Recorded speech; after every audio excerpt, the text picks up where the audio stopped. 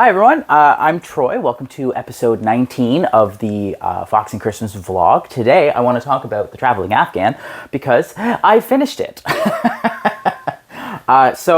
To go over everything, so just so you know, I'm not doing like a typical podcast this month. I'll do something special at the end of the month. So I'm going to do a finished objects section today. So this is the only thing that I've really truly finished so far this month, but I think it's a pretty big project. So if you remember me talking about this before, this is the 2020 Traveling Afghan that was organized by Two of One. That's Alexandra Tavel, and she organized the 2022 Traveling Afghan for both the knit and crochet.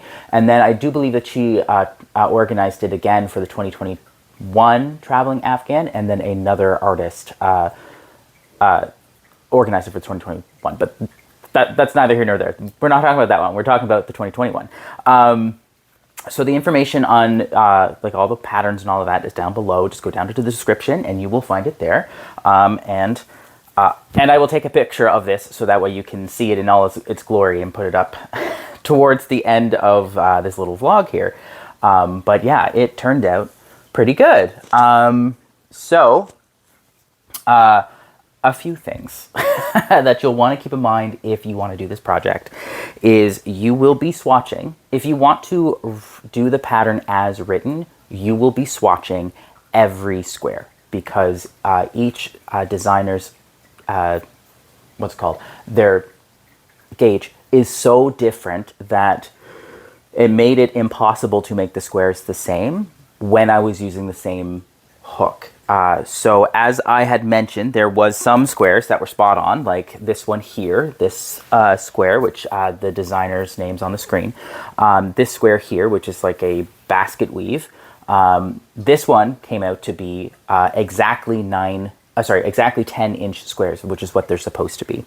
And this is after me doing like my preliminary gauge swatch with the very first square, which is where? I know it's on here. Where'd it go? Where did it go?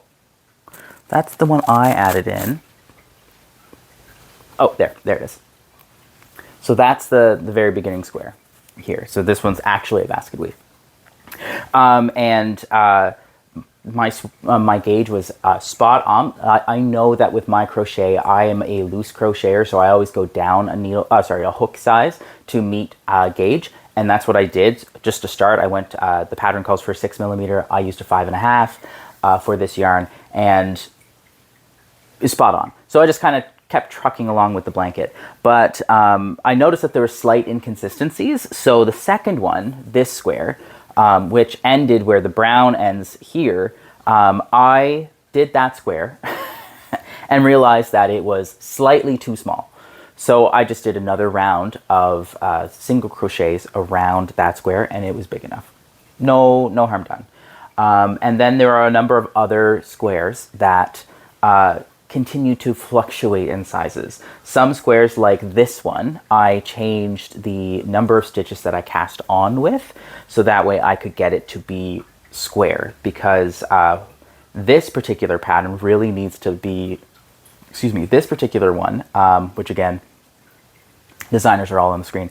This particular one needs to be blocked quite aggressively this way in order for it to be a square.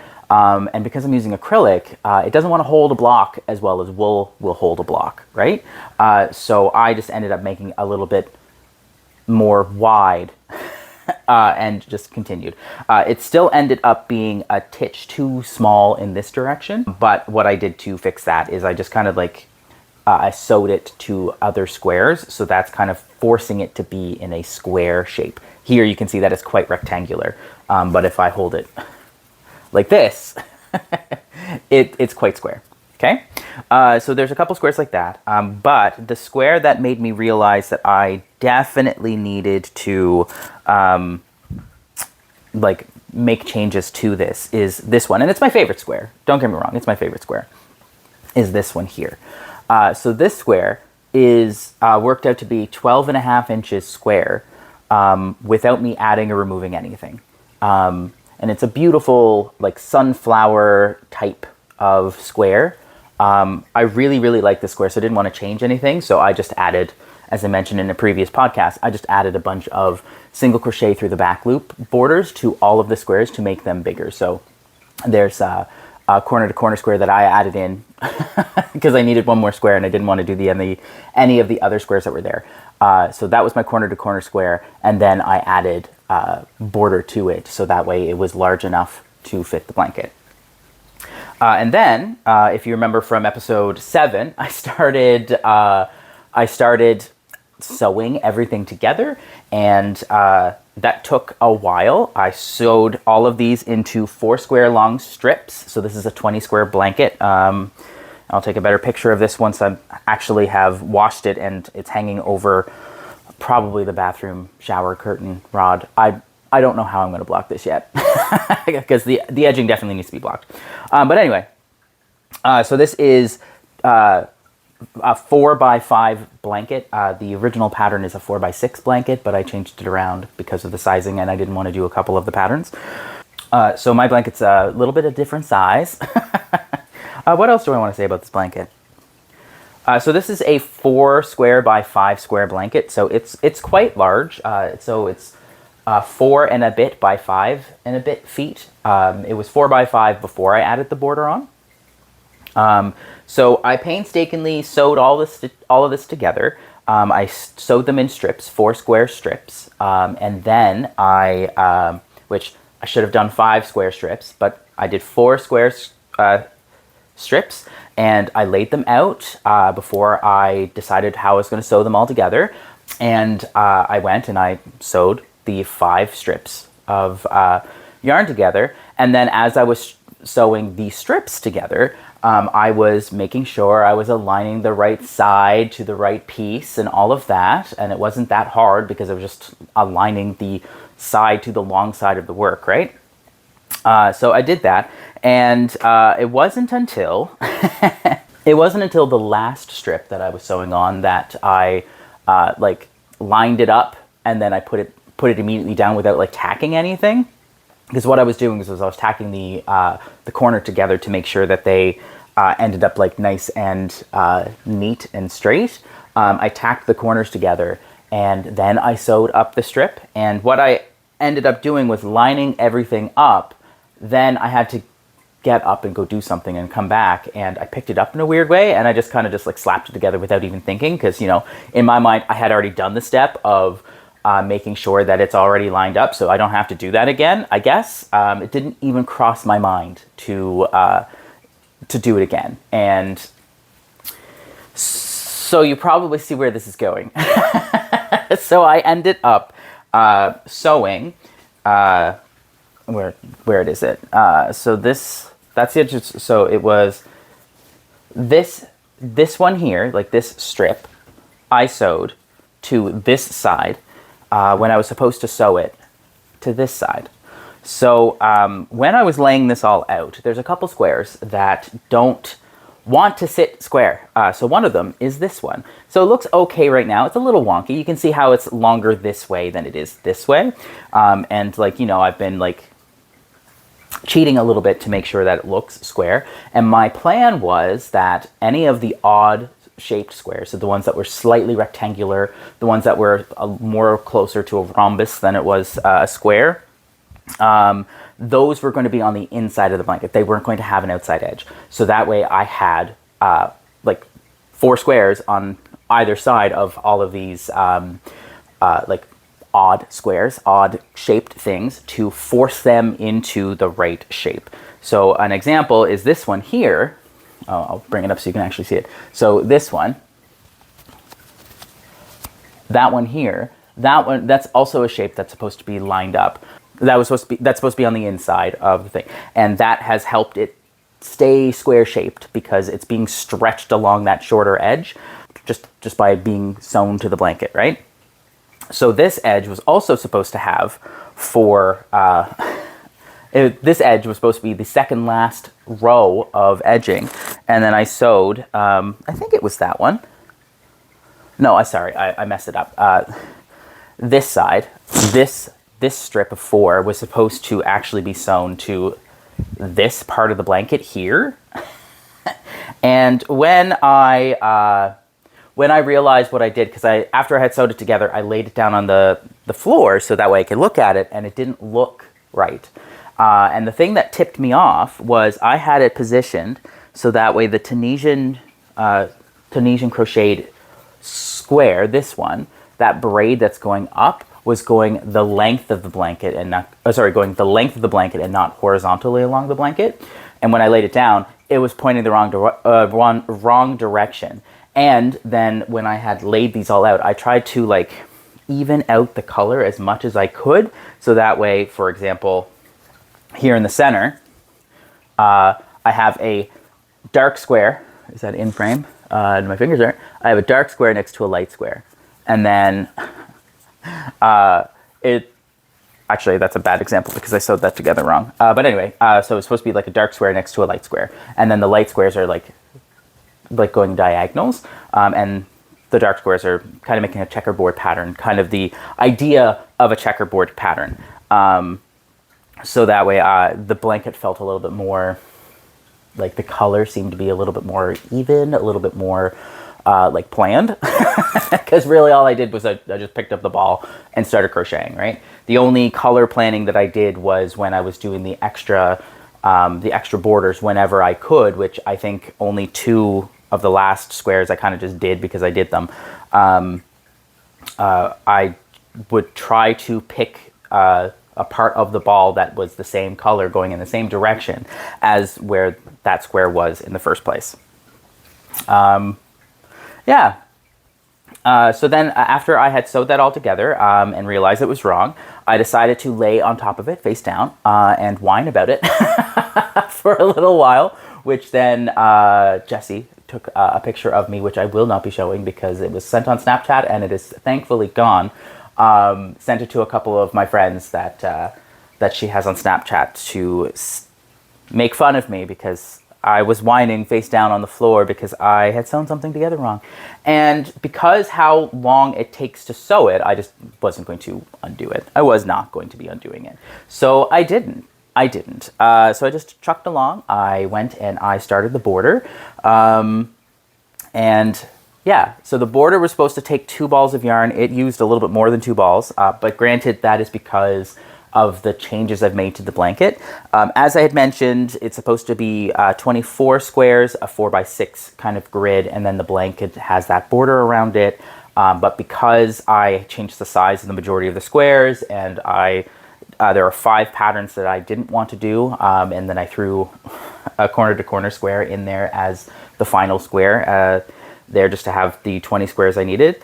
Because all my squares are a lot bigger, my blanket is bigger despite having fewer squares in it. And because it is bigger, the border is bigger. And the border does use some stitches that eat up the yarn.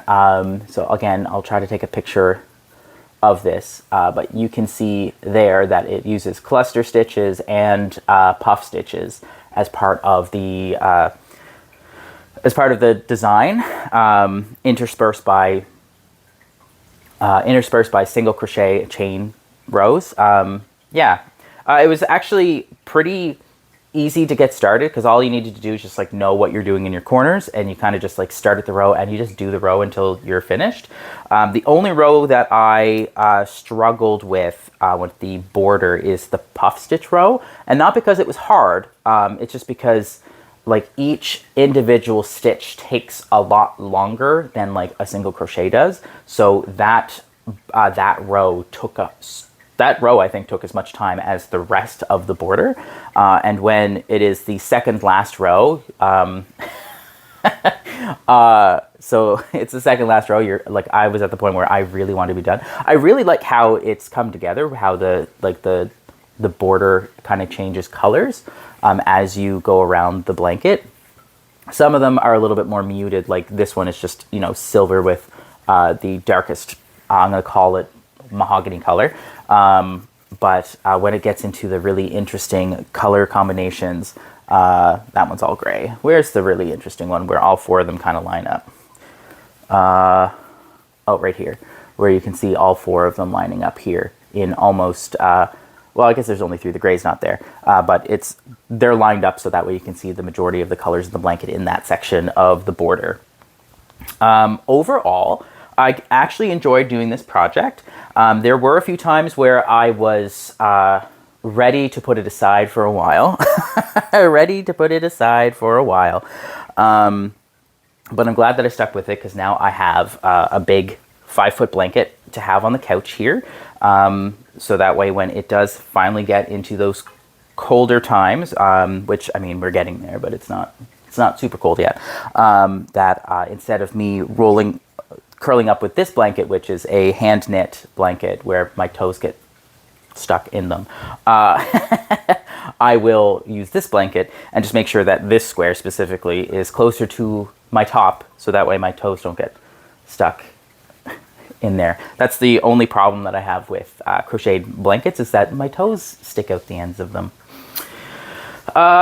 Yeah, so to go over the yarn that I used. So this was, I used the loops and threads. This is the last, this is the last ball of it. This is all that's left. So this is Loop and Threads Soft Classic Acrylic. It's 100% acrylic. It is a worsted weight. They're 5-ounce balls. And I ended up using 16. This is ball number 16. The pattern calls for 14, so if you're using Lion Brand Heartland, I believe is what it is. If you're using Lion Brand Heartland, you could probably get away with 14 if you swatched every time to make sure that you are like getting gauge. Each pattern does tell you what the gauge is, so it's really well laid out that way. It's just that the materials that it calls for each section, because that's the whole point of it, like it's all the same. So like if you want to do this blanket, don't fall into the same false sense of security that I did, because once I did my first gauge swatch, I'm like, I'm fine, and it was not fine. So you'll want to, if you want to do the blanket as written, you will want to swatch every time and make sure that on certain squares that you're gonna have to use a much smaller needle. So for example, the largest one on my blanket, well, actually I'll just talk about this one. This one here, which is kind of like a raised sunflower looking thing, I did modify this to be a little bit smaller. I removed a couple of rows. So you'll want to keep in mind that some squares like this, and another one, like the biggest square, which is here, there, you'll definitely want to go down to a smaller hook. So if your normal hook is the 6, then you'll probably want to go down to a 5 for this one, maybe even a 4.5. Or if you're just a tight crocheter, just do your gauge swatches. And if things are not swatching out like close, then you'll have to do some surgery, like I did, I guess. I wouldn't recommend like going by the size of this one, because I went by the size of this one. I did not redo it, and it's so much bigger than all the other squares. I ended up using so much more yarn than I had anticipated, because I cut out 20% of the blanket. Like I shouldn't have used 2 more balls, and these balls are bigger than the Lion Brand ones. They are 4 ounce. The Lion Brand ones are 100 grams, so 3.5 ounces, and these are 5-ounce balls. So I use 16 5-ounce balls. That's what, 80 ounces of fiber for this blanket. So like, oh no, these are 4-ounce balls. These are 4-ounce balls. They're 3.5. So these are, yeah, okay. So I use 16 balls. So this is 4 pounds basically of fiber in here, or 480. So just like we're looking at like 1900. Looking at 1920, I think, grams of fiber, like almost 2 kilos. Like this is a fairly heavy blanket, which is nice. It's nice. I like how heavy it is. But yeah, just keep in mind that you might, if you're not going to swatch every time, you're going to need more yarn. We'll just put it that way. Things to watch out for. I noticed that a couple of sections of the border, and this seems to be the case for the finished blanket as well. A couple cases for the border, where the border kind of just like ripples a little bit because there are sections of the blanket where there are just more stitches across the 1 foot square, and like the border specifically tells you don't worry about how many stitches you've got. You're just gonna work it, okay? And when you get to the squares that you don't have those nice single crochet edgings, which I didn't because I did a single crochet edge around all of my squares, that you're just gonna make it up as you go along. Try to be a little bit more even with it, because when I laid this out earlier, a number of spots is just rippled because there is more border than there is edging of the there's more border than edge of blanket, if that makes sense. So some of that will block out for sure, but some of it I think is just going to be a characteristic of the blanket. But yeah, so that is my finished 2020 traveling Afghan. Yeah, so if you want to do this Afghan, links down in the description for the splash page. There is a knit version and a crocheted version. This is the crocheted version, and they are not direct, like they are cousins, not siblings. We'll put it that way. So the first designer did design both squares, and they're both the same kind of stitch. One's a knit, is the back. Like, they are both basket weave stitches, but one's knit and one's crocheted. And then those two kits got sent off to different designers. So then they all worked independently. So between the two designs, I do believe there's 49 designers, because there's only one shared one between the knit and the crochet, I'm pretty sure. I haven't looked through all the knit ones, so I can't say that for certain. But the first one was definitely done by the same person. And then I'm pretty sure every other artist is just a different artist branching out. Oh, I hit the light. Yeah. So I hope you enjoyed today's vlog, and tomorrow I'm going to come back and I'm going to talk about this really cool sock I'm doing. Oh man, it's so smart. It's so smart. I want to just take it and show it to you now, what I'm going to do is I'm going to record it right now so that way I can have that feeling, but like, oh boy, it's good. So I'll see you guys tomorrow. Bye.